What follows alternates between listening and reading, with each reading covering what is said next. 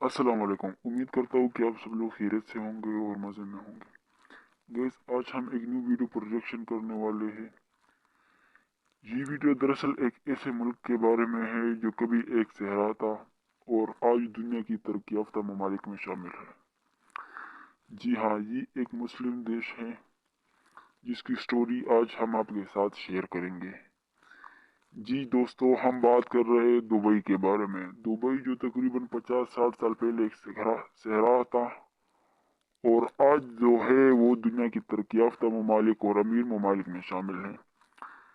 तो आज हम आपके साथ ये स्टोरी शेयर करेंगे कि दुबई जो एक सहरा था और आज एक अमीर मुल्क है, ये दुबई सहरा से अमीर मुल्क कैसे बना, इसकी हिस्ट्री क्या थी, इसकी तारीख क्या है और किस तरह दुबई के हुक्मरानों ने स्ट्रगल की और अपने मुल्क को एक सहरा से जो है वो एक टूरिस्ट प्लेस में कन्वर्ट किया। तो चलिए, एक वीडियो है वो हम आपके साथ शेयर करते हैं, फिर उसके बाद हम अपना रिएक्ट देते हैं।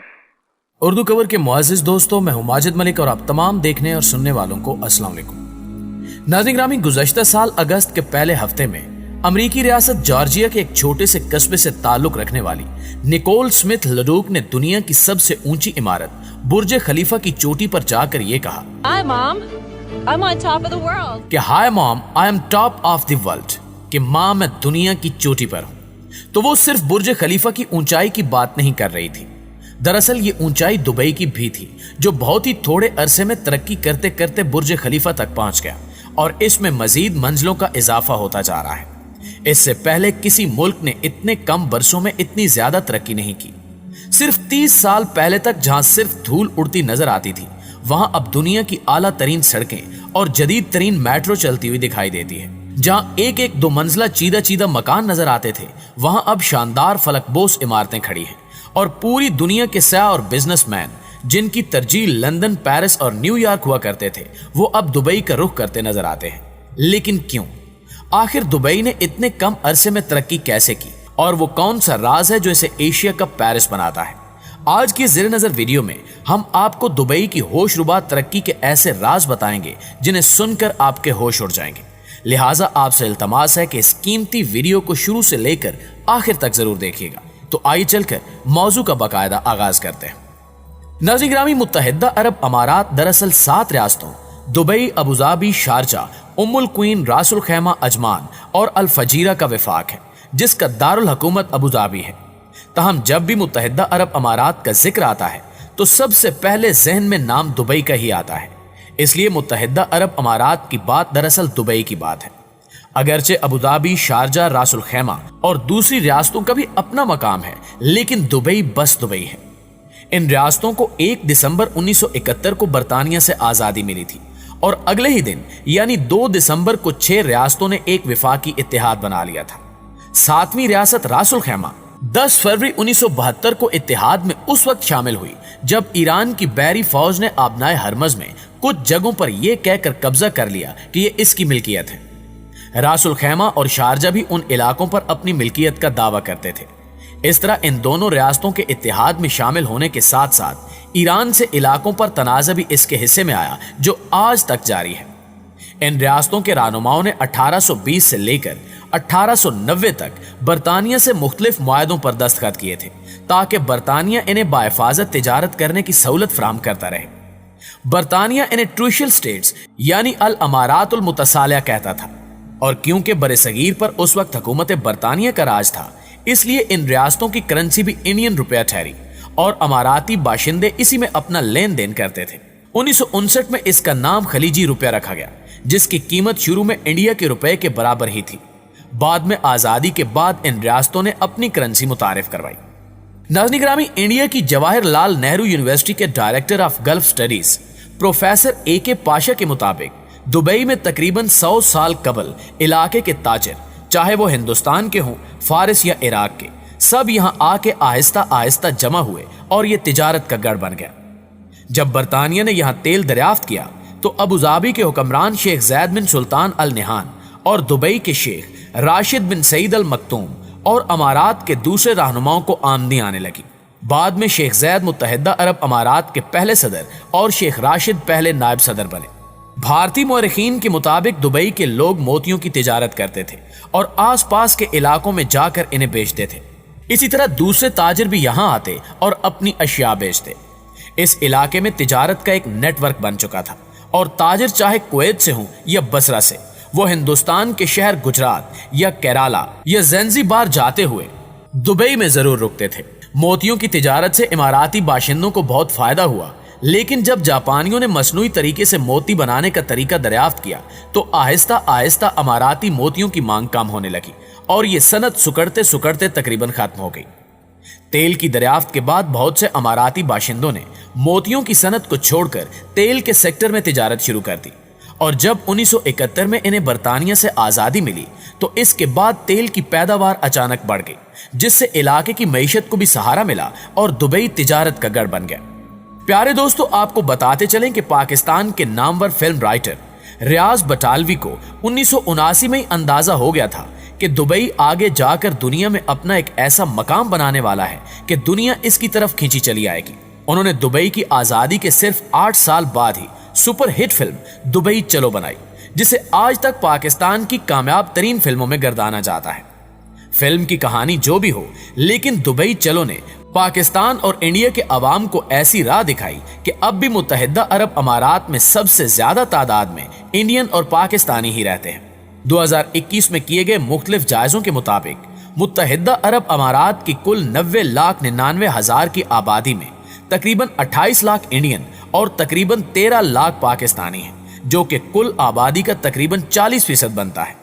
जिस मुल्क में 1979 ta 80 तक धूल उड़ती थी, जहां सिर्फ 1 या 2 स्टोरी के घर होते थे जिन्हें मकामी तौर पर ग्राउंड +1 और ग्राउंड +2 के अपार्टमेंट्स कहा जाता था, अब वहां पूरी दुनिया की तकरीबन 200 के करीब कौमियतें आबाद हैं।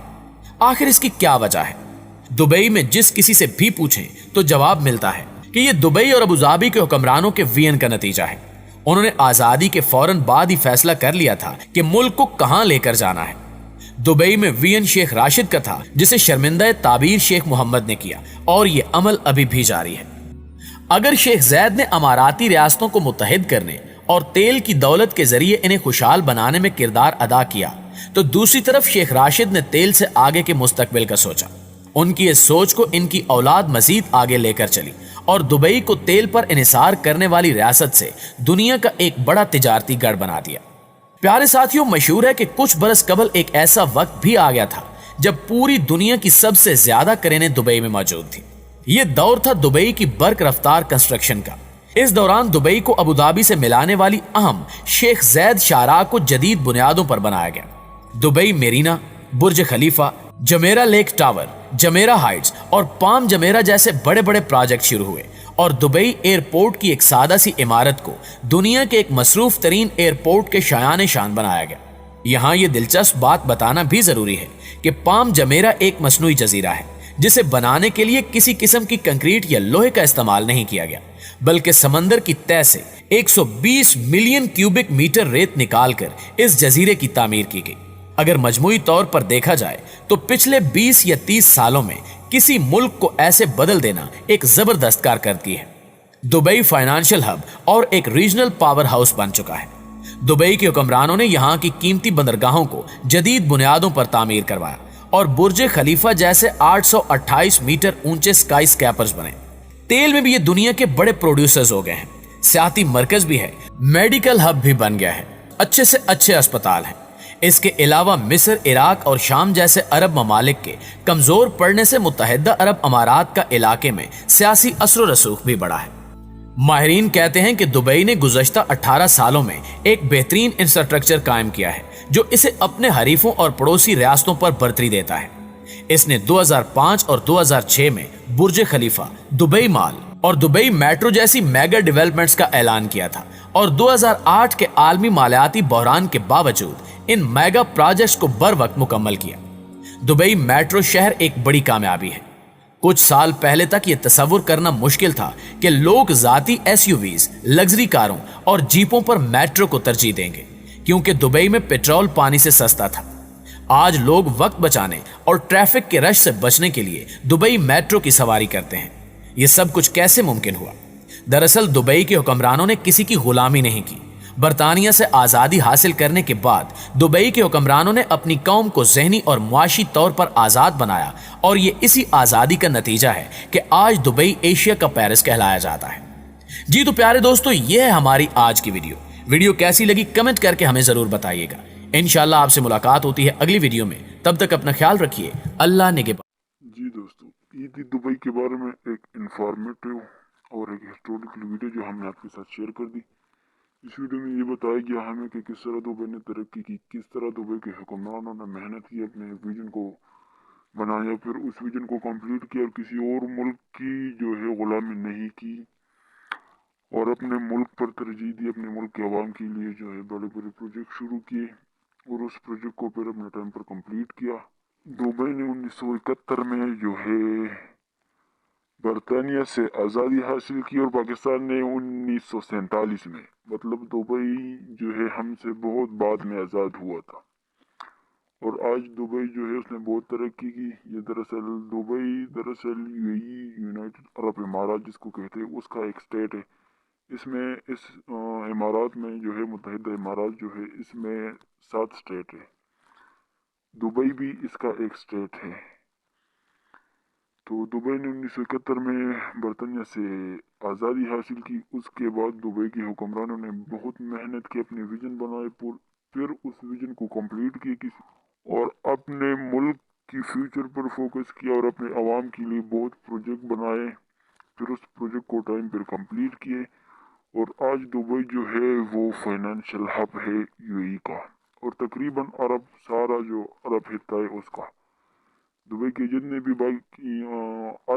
باقی ممالک ہیں اس میں دبئی اگر دیکھا جائے تو امیر ممالک میں ہے، کیونکہ قطر بھی امیر ہے لیکن دبئی بھی بہت امیر ہے اور بہت ڈیولپ کنٹری ہے۔ ڈیولپ ایک اسٹیٹ ہے، کنٹری نہیں، ایک اسٹیٹ ہے یو اے ای کا۔ تو یہ تھی ایک ہسٹوریکل ویڈیو جو ہم نے آپ کے ساتھ شیئر کر دی۔ اس کے بعد اگر پاکستان کی بات کی جائے تو پاکستان میں جو ہے ہر وہ گورنمنٹ آتی ہے جو امریکہ کے مفاد میں ہو۔ ایک گورنمنٹ آتی ہے اور مطلب وہ گورنمنٹ جو ہے عوام کی فلاح و بہبود کی بجائے پچھلی گورنمنٹ پر جو الزامات لگا دی کہ اس نے یہ کیا وہ کیا، پھر جب دوسری گورنمنٹ آتی ہے تو اس طرح جو ہے تانے بانے کی حکومت یہاں پہ چل رہی ہے۔ کبھی ایک بھی حکومت نے جو ہے ملک کے لیے کام نہیں کیا۔ تو ہم یہی امید کرتے ہیں اللہ تعالیٰ سے کہ اللہ پاک ہمارے ملک کو بھی ایک ایسا حکمران دے جو ہمارے ملک کی ترقی اور فیوچر کے بارے میں سوچے۔ تو یہ تھی ایک انفارمیٹیو ویڈیو جو ہم نے آپ کے ساتھ شیئر کر دی۔ اس ویڈیو کی اوریجنل لنک جو ہے وہ ڈسکرپشن میں موجود ہے، آپ چاہے تو چیک کر سکتے۔ اس کے علاوہ اگر آپ لوگوں کو ہماری ویڈیوز اچھی لگتی ہے تو ہمارے چینل کو سبسکرائب کر دیں اور اس ویڈیو کو اپنے دوستوں کے ساتھ شیئر کر دیں۔ Thank you.